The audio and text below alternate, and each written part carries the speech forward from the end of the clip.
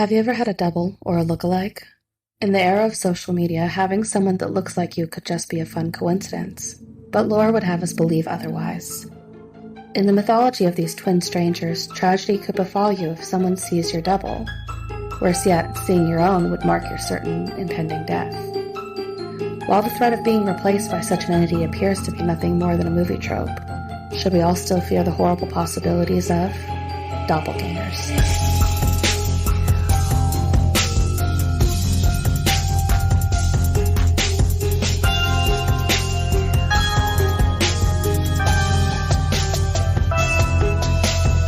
Welcome to 13 Degrees of Screams, where we watch and dissect your favorite spooky movies. I'm your host, Alex. And Stephanie. And this is mostly a horror podcast. Each season, we will rank 13 movies on a scariness scale from, you guessed it, 1 to 13. We will uncover the real-life myths and legends that inspire these movies and tell you just how authentic they are.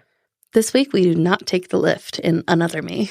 So, Stephanie. Yes. Have you seen Another Me before we watched it for the podcast? No, I haven't. I feel like it's very important to support Sophie Turner now, though. Do you like her a lot? She all right. But she's divorcing Joe Jonas, so... Why? It's a time. Why that happening? He's claiming that she wants to party and stuff. And instead of raise their kids. Oh, well then I don't want to support her if that's the truth. but let's think about it though. If we're not going to be feminists, that would be okay. But he's complaining about having to like take his kids with him to work and stuff like that, and that's just like being a mom. But is she really just wanting to party though? That's true. Like they're both wrong then. Yeah, if that's the case. Because if that's legitimately what she wants to do is just party, then she's also in the wrong. I don't think it's really all that. It's just she's several years younger than him, and there's a little bit difference there. Mm. Yeah. Well, I mean, I guess as long as she could take care of her child or children, I don't know. I don't know their life, but if she's not taking care of her kids, that's not great. But anyways, no. Sophie Turner. Yeah. Sansa from Game of Thrones. Sansa, yeah, I know. Sansa. I know. Sansa. What did we rate this? Let me take a look at our rating. We had it rated as a 7. Right in the middle. Oh, it's probably about a 3. Yeah. Yeah. I think the trailer made it look a little bit more scary than it was. Yeah. We'll shuffle in our kiddish movies and then that'll come right after. Well, I don't know. I could tell you some of the other ones. I know for a fact this is not a 3. It'll probably be a little bit higher on the list still. Really? Okay. Based on the other movies, yeah. Oh, damn. All right. she's like, what movies did we put on the list? I made the list. Oh, no. You did. You put all baby movies. No, one was requested by you. And then the other one I was like, well, we're going through this one too. Oh, I was like, what did I... You brought it up. I'm like, yeah, it's good. I was going to throw you under the bus. Okay, thanks. It was all stuff. Yeah. Hey, you know what? I picked last season, and we all know how well that went. So, you know. It is what it is. Yeah. But we'd be okay. Did you like Another Me? It's cute, I guess. Cute? I don't know. Not cute. Like cute as for like Sophie Turner's, like her first big movie out. I don't know. I don't know if this was really her first movie out or not. It was. Probably. It was. Yeah. You could tell. Yeah. For sure. You're just like, yeah, absolutely. It was fine. I found it just utterly unremarkable. It was just, it was there. It existed. It wasn't offensive. It was just.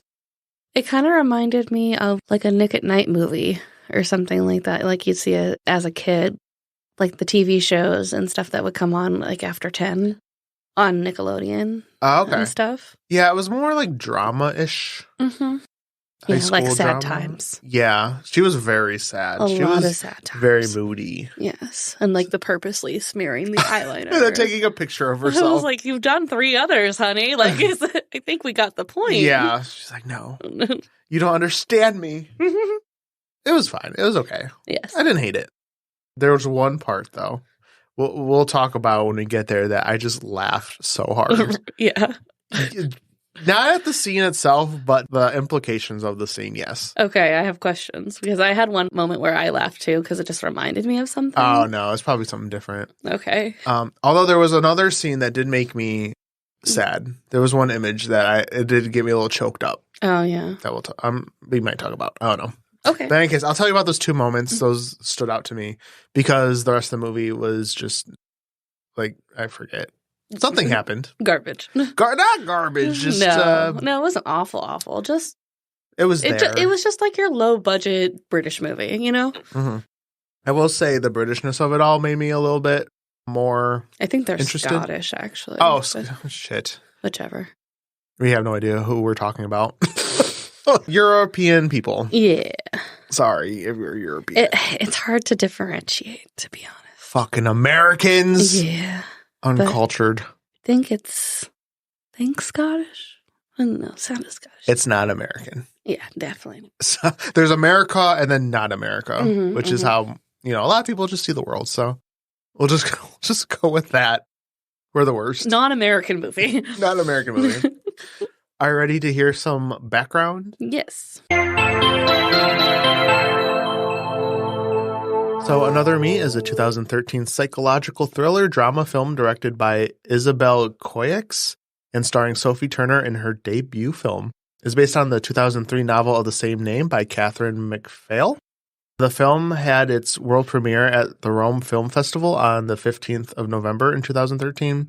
The film was released in Spain on the 27th of June in 2014 and in the United States on August 22nd in 2014. Weird. Okay. Yeah, so those are just different releases. Mm-hmm. Sophie Turner said she was drawn to the role because she too had lost a twin in utero. Really? I had Allegedly. no idea. That's what I read. So hopefully that is factual. But That's what she said.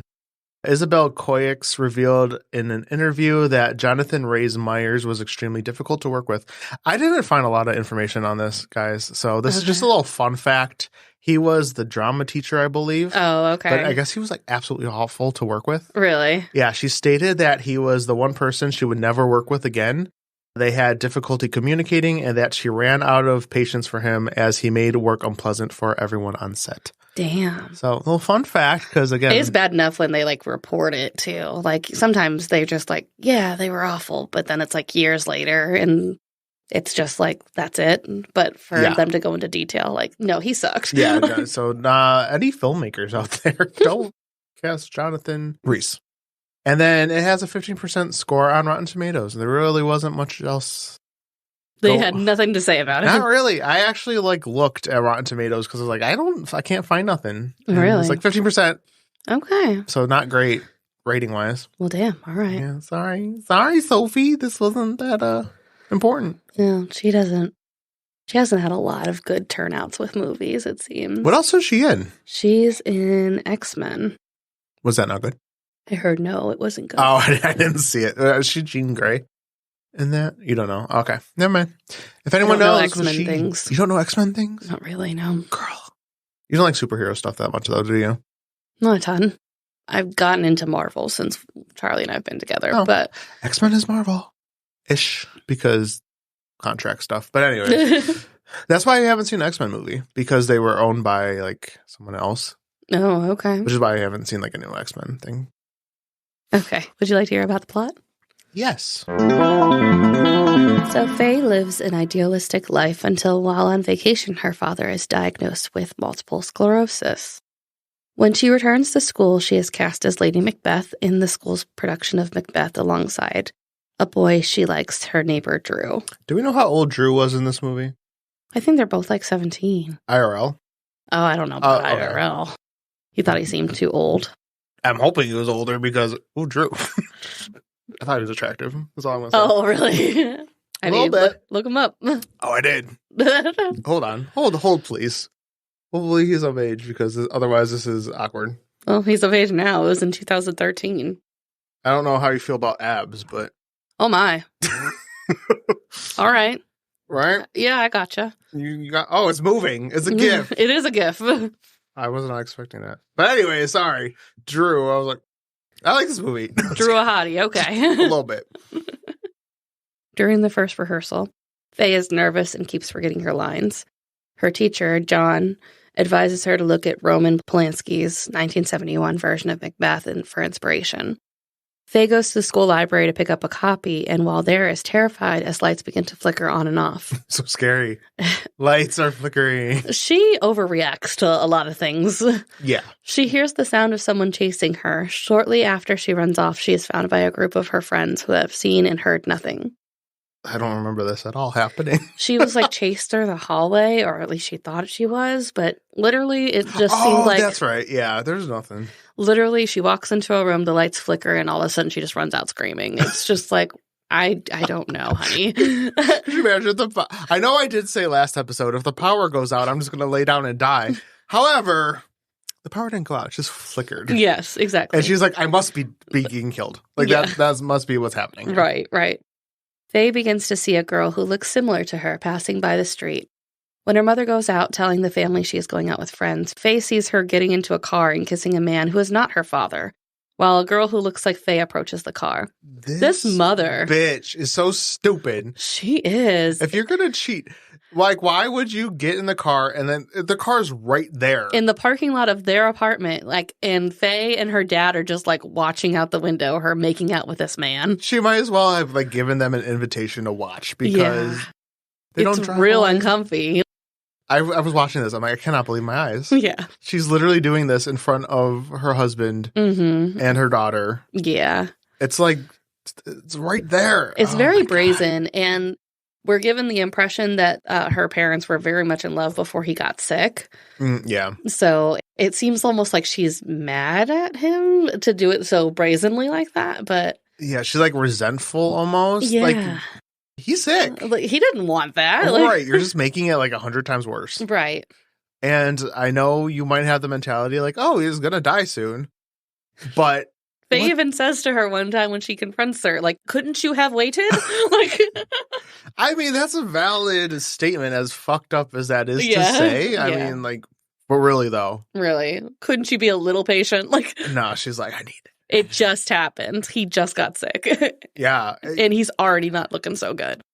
Yeah. It's obviously rapid decline. So this woman, I was like, you got to be shitting me. Right. Later, a neighbor tells Faye that she saw her walking down the stairs of her building. When Faye denies it was her, her neighbor says that she would never mistake Faye for anyone else because of her distinctive long red hair. Faye chases after the girl but finds no one. She cuts her hair into a misshapen bob. A misshapen bob. She does this at school. She gets really upset and just goes and cuts her hair. No effort at all into it and just... Do you mention the other girl who has red hair? Yeah. Her classmate? There's also a third doppelganger, technically. Her understudy for this play is a girl named Monica with also red hair. And she's the worst. Yeah. So she keeps on getting mistaken for her as well, or at least she assumes she's being mistaken for her. Right. So I think you're meant to be led to think that she is potentially doing stuff to creep her out. And yeah. No, Monica's just there to be annoying and angry. And the reason I thought about her is because she cuts her hair and Monica cuts her hair. Yes, that's what I'm gonna say. Oh, sorry, it's okay because we didn't mention her. I didn't know if you did or not. No, sorry, I didn't get to it yet. At school, Faye frightens her friends by insisting that she is being stalked by a doppelganger, who her friends suggest may be her understudy and rival Monica, who similarly has long red hair. After her mother picks her up from school, Faye confesses her paranoia about being stalked by a twin. And her mother admits that Faye was a twin, but that she had a late-term miscarriage with her sister, Layla. After a successful rehearsal, Faye goes on a date with Drew. Returning home, she finds her father collapsed on the floor. Helping him into his wheelchair, she sees that he had been looking at a sonogram of her and her sister. In school the next day, Faye sees her drama teacher, John, pulling into the parking lot and recognizes his car as the one belonging to the man she saw her mother kissing. Right? It's all interconnected and weird. Of course it's him. When he approaches her later to ask why she never waved back to him earlier that morning in the school playground, which I'm like, that's real random and a weird reason to confront someone. Faye denies ever being there and suspects it is the double she has been seeing around. Monica. Yeah, and she refuses to basically accept that it could just be them mistaking her for Monica. She's like, no, I couldn't possibly. She drastically cuts her hair at just like the slight provocation of somebody else being out there that looks like her. I know. She's like, it couldn't possibly be ugly Monica. Like, oh my God. In the school courtyard, she sees that Monica has cut her hair in a direct imitation of her hairstyle and attacks her, believing that she is impersonating her. I mean, that's fair. Like, what are the odds? Like, she cuts her hair drastically, and then all of a sudden Monica just... Yeah, now it lines up more to what her friends are saying, too. Mm-hmm. Like, it's not a doppelganger, you idiot. It's this girl. She looks a lot like you. You moron, Faye. You're not that special. Right. In the principal's office, when Faye accuses Monica of impersonating her, the principal informs her that it couldn't have been her in the schoolyard as she came in earlier. So she's saying that when the teacher confronted her about not waving to her on the playground, she assumed it was Monica that he waved at. Principal says that it wasn't Monica. She took a different way into school. Mm-hmm. So Faye takes that as, I need to make myself different from Monica, and just cuts her hand. Yeah, so she cuts her hand, right? So do you think if you saw your doppelganger across the way, you'll be able to see a little scar on your hand? Like something a little bit more? I'm shaking my head no. Stephanie is currently, or she was shaking her head no to that. You need something a little bit more drastic that you could really tell the difference. Yes. No one's going to be let me check this little scar on your hand to make sure it's really you. Yeah. So that was her solution. And I'm surprised her mom didn't confront her about this. Her mom was like, all right, let's just go get you stitched up. No problem. Yeah, why did you do that? When her mother picks her up from school, she confronts her about the affair she is having. Her mother promises to break it off. Drew then comes to visit her, and the two kiss. For a brief while, Faye is content as her double disappears, and her parents seem more reconciled. She and Drew grow closer and have sex, and this is the part where I laughed because it just seemed like Drew was very quickly naked before she was, and I don't remember what show it's from. It's like a TV show or something like that, where they talk about an adult was asking how far this teenage couple have gone. And the guy was like, well, I do my shirt and my pants off, and she does her shirt and her pants on. And so, what? Basically saying he was completely naked and she puts on a sweater. You don't remember what show that is? No, I can't think of it. It's so random. That's funny. He's just standing there reminded me. However, after her father receives bad medical news, her mother reconciles with John. Walking home with Drew, Faye sees John's car smashed into a tree, and the police officers on the scene tell her that a girl threw a rock at his car window, causing him to have an accident, but her mother escaped uninjured. Faye believes that her twin attacked the car and decides to take the day off from school and goes to visit John in the hospital. The next day at school, Drew thanks Faye for a post-coital picture of them he found in his locker.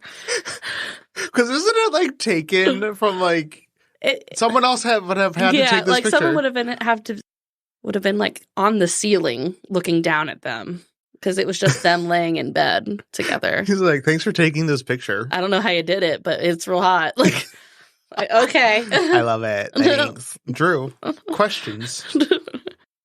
During rehearsals, the principal, taking over for John, tells Faye to say the lines the same way she did the day before.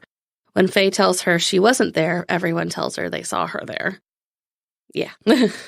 Yeah, we're going to come back to that part at the end of this because I have thoughts. Okay. Faye runs home where she tells her father she's going crazy, and he tells her that, on the contrary, he too can see her twin sister, Layla. Okay. What? This is news. Yeah, it really is. What are you talking about? You can see my twin sister who's dead. He warns her not to look Layla in the face as it will end her life. And he also went into this huge backstory about their birth and stuff like that too. Her mom was walking home when she was pregnant with both of them, and all of a sudden just started bleeding, and it was some sort of placental abruption, I believe they called it. And it came down to signing away to not save one twin, to save a twin and the mom, or not saving any of them. Right. So he seemed to think that was the logical answer, and it is. Yeah, right. That makes sense. Yes. And apparently Layla is pissed about it, and she comes to stare at him and take his youth, I guess. I don't know. Yeah. That's kind of what they imply. Yeah. Like, if he looks upon her face, but why he's just going to get sick and die. Yeah, why did it take so long for this to start happening, though? I don't know. If that's the case, you know? Maybe he avoided her for some time, but... He's like, don't look. Cover my eyes. Right. Faye goes to the underpass near her home and calls out to Layla, asking her to leave the family alone and apologizing for her death. Layla instead orders her to look at her, and Faye does. Okay. Yeah, that sounds good. I was like, what kind of resolution was this? Like, returning home from the underpass, Faye sees an ambulance and learns that her father tried to follow her to prevent her from seeing Layla and died when a faulty elevator crashed. She and her mother embrace. Everyone in this apartment building had been like, yeah, don't use the one that they just fixed. It's way too click. It's always, there couldn't possibly have done it right. Take the other one. And then Faye always goes into this one. Yeah. And just gets like mentally tormented by like weird images of kind of her face. Yeah. She's like, oh my God, my face. I'm so ugly. I'm going to take this elevator to school tomorrow. Yeah, please don't. Sometime later, it is the opening night of Macbeth. Backstage, Faye's mother hugs her and tells her her father would be proud of her. And she goes to stare into the mirror and peels off a bandage on her hand, revealing that she does not have the distinctive injury Faye gave herself and is actually Layla. She smiles in the mirror and leaves to perform the play. However, the image of Faye remains stuck in the mirror. Dun, dun, dun, dun. That image of Faye was kind of creepy, though, at the end. It was. I think it's just because they dark out her eyes, so you just see the mascara that she's always, like, rubbing under there. Yeah. So they're switched. Mm-hmm. Oh, no. But, oh my God. So, back to that part. Once you find out, like, you know, this is a ghost, essentially, who is growing up along with her twin. So you mean to tell me the whole part where they're like, you did so well the other night at rehearsal. You're telling me this ghost went to rehearsal and just did rehearsal, knew killed all the it, lines, knew everything. Could you? That thought is so stupid. That this ghost is like, I'll show you, and like just a ghost. Yeah, she got it. That's so funny. Like, and also they sort of imply that the other twin likes to be beaten for fun. So in the very opening scenes, like there's kind of like a narrative as she's like explaining how her life's perfect with her family and stuff like that. But it kind of flashes back and forth to her being in that little tunnel and looking at a group of people beating somebody, and it's herself laughing on the floor. Yeah. So when she's walking home after being confronted that, you know, she should have done the lines from the rehearsal as she did it yesterday, a group of people say, hey, want to pick up where we left off? And I think that's what happened. Like they were beating her twin and she thought it was funny.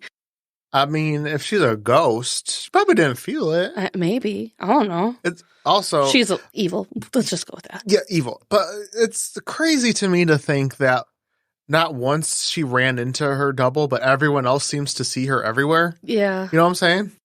That is true. They're like, again. And if her father is like so negatively affected by looking on to her, like, shouldn't everybody be getting sick? Well, too, that sees her? I mean, I don't know if her just existing makes people sick, but maybe she's purposefully hurting him. Yeah. Because of what he did. Yeah. You know, like, it's a choice to do it. I guess so. I don't know, but I just the thought of this ghost at rehearsal for however long. It's just so funny. And honestly, too, like, is this the time that you'd really want to come back? You'd really want to come back to life, like, as a high school student? Now is as good a time as ever. Like, I mean, once you hit high school, I mean, it's only downhill from there. Oh, no. You're saying that you peaked? No, I mean, let me rephrase that. High school sucked. But I mean, like, in terms of, like, I would have came back as a kid. Like, like, adulthood isn't fun either, really. Like, there's different kinds of her baby self issues. should have been working really hard to get there. Right. Then, rather than at 17. Yeah, if I was going to get my revenge, I would have been, like, 2. Like, let's go. Yes. Like, I'm changing now. Like, I'm not... Once you hit, like I said, once you hit high school and adulthood, it's like you missed all the fun that you could have had. But well, you got it. Although I wonder, there's so many questions now because, like, does she have all the knowledge that Faye had? Because, like, she hadn't gone to school. I guess. A day before. Like, which is weird, too. Like, it's different when you think of it as, like, people being, like, clones of each other and stuff like that, like in the other movies that we're watching. Mm-hmm. So, like, it makes sense that they have the shared memories because they are the same person. Yeah. But in this case, this is not the same person. Right. Like, she is her own individual. Yeah, but, and even on top of that, like, if like, I were to die, like, I died as an adult. She died as a baby, like Yeah. You know, in the stomach, so... It's not like she even... She grew up, technically, right. but, like, she didn't learn anything. Yeah. Because she was a girl. Yeah. You know? Right. Don't make sense. What do you know? It doesn't. In any case, Faye gone. Bye. Bye, queen. Bye, queen. It's unfortunate. You shouldn't have taken that lift. You shouldn't have looked at her in the face. I don't know why you kept going under that underpass every 5 minutes. Like, let's just talk this out. Nah, she don't want to talk. Half the movie took place in that little tunnel. Yeah. This scary It's tunnel. also where her mom was bleeding out, too. Yeah. What are you doing? Why do you keep going there? It's super creepy. Like, a lot of the places that she's walking that are not on the school grounds are very creepy. Yeah. Even her parking lot's kind of weird. Mm-hmm. There was a scene where they were walking in the dark and, like, you saw nothing. It was just darkness. Mm-hmm.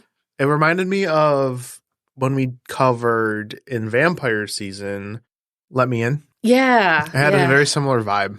I got that, too. Yeah, just the darkness and, like, the nothingness of outside of their apartment complex. Yeah. Anyway, would you like to hear about the connection between identical twins? Yes, I do. Okay.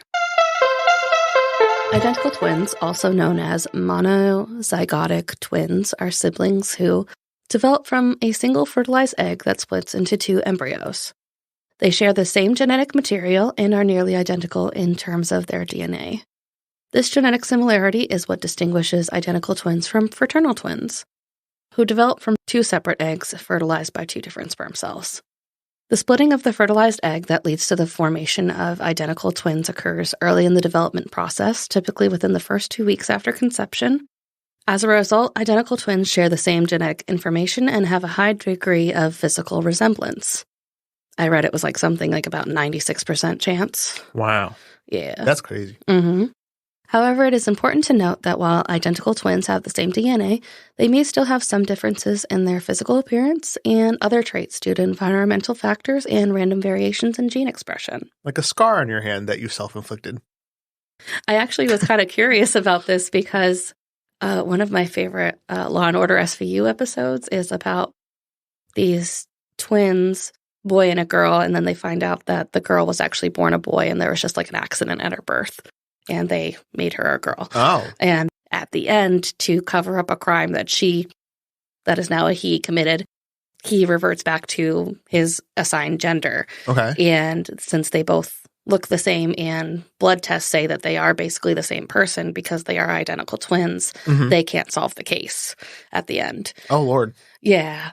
But I did find out, though, that if they could find fingerprints, they could have solved it. Because they have different fingerprints. Yeah, different fingerprints are affected by nature versus what's developed. Right, which is crazy to think about. Yeah. I guess it depends on your placement in the womb. So since twins aren't, obviously in the same position of the womb at all times. Yeah. How does that work out? And environmental factors too. So, but yeah, as early as in the womb, it can affect your fingerprints. Now I'm looking at my fingers. How did you get here? Who did this to you? What formed you? What events in my life did this? Yes. So you're telling me that my fingerprints could have changed just from a slight variation of how I was doing something? Is that what you're saying? Yeah, like throughout life. Interesting little wrinkles I got. Yeah. The more you know. I didn't know that. Yeah. I'm learning so much today. The connection between identical twins goes beyond their genetic similarity. Many identical twins report having a strong emotional bond and a unique understanding of each other. This connection is often referred to as twin telepathy or twin connection. Sometimes they even create their own language to communicate with each other. What? Yeah. I've never heard that before. I've heard it referenced several times. Really? Yeah. I've known several identical twins. Oh, really? Yeah, I have. You should ask them if, like, when they were younger, if they spoke in their own language. Oh, I went to grade school with identical twins. I never caught them saying anything weird.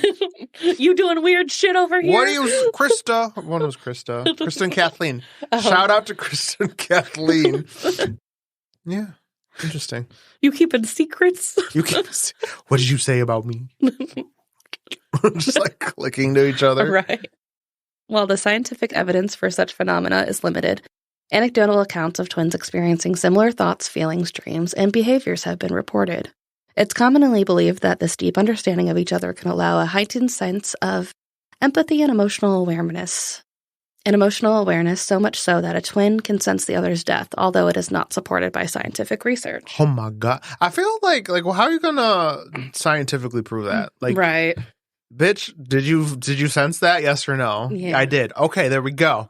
Like, how are you going to prove that scientifically outside of just self-report? Right. Like, there's really no way to scientifically tell that. So, not that I can think of. Right, I know. Unless you're just like constantly monitoring twins. You feel anything weird? Can you feel it now, Mr. Krabs? Can you feel it now, Mr. Krabs? While losing a twin sibling after living many years together can be devastating, there's also potential for psychological effects if the twin is lost in utero or at birth, leaving the survivor twin with survivor's guilt, loneliness, self-perception issues, and the weight of the emotional impact on their families. I'll read to you now an example of twin loss posted on the site Quora in regards to what is it like to have an identical twin that died. John Yoder said, I myself lost a twin before we were born. There was rumor in my family when I was born I didn't cry, I did nothing. I was waiting for my twin to come out. I suffered a loss of a twin. Years later, when I was 9, my mother said, hey, Jay, can we talk? And I was worried she was going to take away my toys. I went over to her and she said, Jay, you were supposed to have a twin brother. His name would have been Patrick. One, I always felt and always will feel like I'm missing half of myself. It's creepy, actually. Randomly, only my left leg and my left arm fall asleep. My right side has never fallen asleep as far as I can remember. What? I try to cheer myself up, like saying he was supposed to be a guardian angel, except he snuck in with me. I pray to him sometimes. He is my guardian angel. We would have been identical, and sometimes I think that mom and dad mix us up. The creepy part, before my parents told me I had a dead twin, I had an imaginary friend named Patrick. No. No, no, no, no, no, no, Yeah. no, no, no, no. Have you ever seen that? That clip of Jessie J? No. I'll have to show it to you. No. Anyway, in summary, identical twins share a special connection due to their genetic similarity and shared experiences. They often have strong emotional bonds and may exhibit physical resemblance. While they may have unique qualities and differences, their connection is often characterized by a deep understanding and closeness. Interesting. Mm-hmm. I also did find like a report on a woman that said that she sensed when her twin got cancer. Really? Mm-hmm. And do you know if this is specific to just identical twins or like fraternal twins? I don't. I believe in this one, this was fraternal because she referred to her twin as a he. So that would mean they were fraternal. Yeah. So, okay. It's not just identical. Yeah. Yeah. I mean, I've heard of twins being close like that. Yeah. I would imagine, though, I feel like it would be more of a scenario that would happen with identical twins because of the shared DNA. Mm-hmm. And I've heard, too, that fraternal twins are just basically like just having any other sibling. Yeah. Since like 2 different eggs, 2 different sperm, and yeah, stuff like they're that. Just they don't look at alike. the same time. Yeah. Interesting. Mm-hmm. Now, this is cool. This is interesting to me. Thank you. I was really excited about it. I was like, I like all this research. I know. Twins sound off. I always wish I had a twin. Really? I always wish I had a sibling closer to my age. Yeah. I have an older sister. Oh. By 9 years. Oh, yeah. Yeah. That's significant. It is. Yeah. But interesting. I always wanted a younger sibling, but I never had any siblings, obviously. Oh, yeah. Only child. That's good. Boo. I'm gross. Gross. Only children are weird. Yeah, we are. There is a stereotype about that, which I didn't know about. Are you weird, Stephanie? What is it? No, just that they're weird and antisocial, and they don't know how to, like... Well, what's it called? The Eric Erickson? I believe that's what his name is. It's a psychologist. birth order. Oh, yeah. Like how I do know about that. Yeah, it's like only children suck. They don't. Just kidding. They don't know how to cooperate. They don't know how to share. They don't. I'm just kidding. It's the Erikson theory where only children are typically treated like a pet or like a friend of the family kind of situation. Weird. I mean, that's what I would say. My parents had me when they were quite a bit older. I was just like a surprise and never had children after me, so. They were just... You're just a little pet Stephanie. Yeah. Well, like, since you don't have anyone to play with or anything, too, like, you're always accompanied with your parents. Like, when you go out to eat, when you go to do things together as a family, it's your parents and you. Yeah. So, adults versus a child. Gotcha. So, it's not... There's nothing to bounce things off of as a child. Yeah. But... I do know something about younger siblings. They're the worst. They're also the pets, too. Especially children that have a 9-year gap or a 9 to 10 year gap. Go on. They are also almost treated like only children because the older child is so far ahead of them. Yeah. It's almost as if you have an only child. Yeah. I'm weird. You're weird now. No, my sister did take care of me a lot, obviously. I mean, like what, in high school? Let's just say 17 minus 9, I was 8. That's significant. Especially when you're younger. Right. It's like obviously with that age gap, we like didn't have any common interests. Right. I'm like I'm still like Pokemon. That's a bad example. But you know what I mean? Right. Like when I'm watching Blue's Clues, she's just like hanging out with her friends doing, Yeah, right. And they become like a constant babysitter or manager kind of type person. That's oldest sibling syndrome. Yeah. They're managerial. They're like the secondary parent. Yeah, basically. So interesting stuff. Yeah. Thank you for listening. If you enjoyed the show and listen on Apple Podcasts or Spotify, giving us a 5-star rating is super helpful and we will always appreciate it. You can follow us on social media at 13 Degrees of Screams. This has been 13 Degrees of Screams and we will see you next week. What's a twin thing that I could say? Twinning. Just twinning.